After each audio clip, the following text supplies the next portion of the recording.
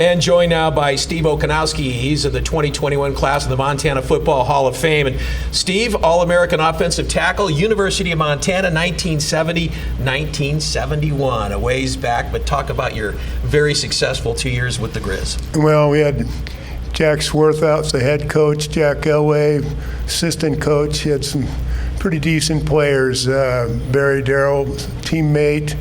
Willie Poffler ended up playing in Canada, and some good running backs. It was sort of a run-orientated game, and we ran the ball a lot. So. Well, and in conjunction with that, the college experience is so special to players and people that are there. And what was your biggest takeaway from that? Well, I just love going to school in Montana, and it was a big transformation from the Seattle area at the University of Washington, and you had immediate access to the outdoors and couldn't have picked a better school to go to. Well, 1972, taken by the Atlanta Falcons in the second round, 41st player taken overall. You don't see that much, and that, of course, led to a 6-year career in the National Football League. Highest Grizz at the time taken in the NFL. In your career in the National Football League, 3 different teams, and you got to be on that line with some pretty good running backs behind you. Yeah, we were. Well, we had Steve Caputo and Casey Riley and some guys like that, Army Blankus. But, and they were running the wishbone. So, it was a lineman's dream, just getting a 4-point stance and plow people over. So 2 years with Buffalo, 2 with Green Bay, 2 more with St. Louis. Of those 3 teams, was there any one organization or team that stands out that was the most fulfilling for you?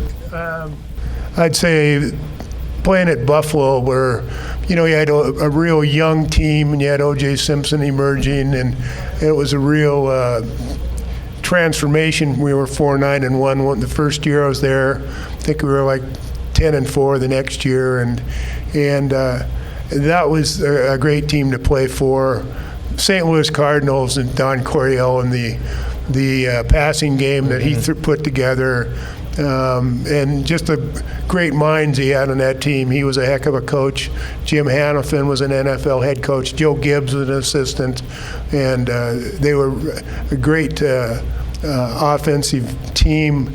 And the players, coaching staff, had a heck of a good time together. So. And I'm sure that as a team, that your offensive line and having those running backs, the really good ones, talk about that relationship you had with guys like O.J. Simpson. Well, I was playing defense then, so. But anyway, guys like him, locker rooms are just a big fraternity, and there's a lot of joking going on and whatever, and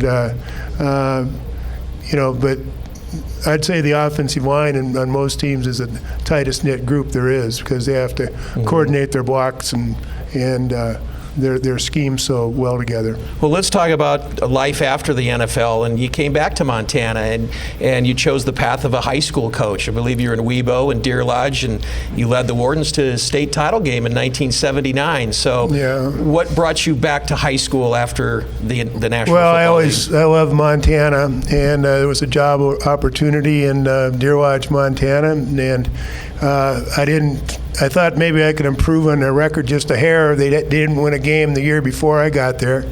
And I figured, well, at least I can go one better than 0-8. And I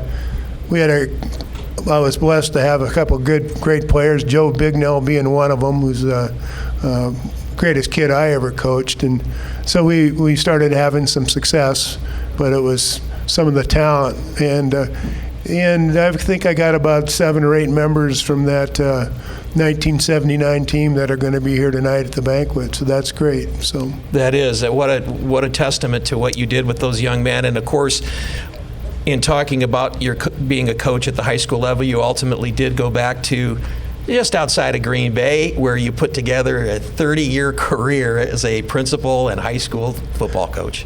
Yeah, that was best thing ever in terms of me. 3 years down in Milwaukee, and it was a battle every day. And when I went back up to Green Bay, where the school I worked at for 25 years, I was up there for about 4 years, and then we had a couple coaching changes, and this guy asked if I would join the coaching staff, and it was the best move I made because I got to know the students in a different fashion. And we had approximately a third of our boys went out for football, and when I was in Weeble, I coached over there too when I was the principal. But going back in the high school I was at, Luxembourg Casco, I became the defensive coordinator for the high school team, and again, with that many kids that were involved in the program, you related to them on another plane than just seeing them in the halls and some of their issues in the academics and whatever. So you had another area you could develop relationships with. Thank you so much. Congratulations. Well, thank you. All right, Steve Okoniewski, inductee into the 2021 Montana Football Hall of Fame.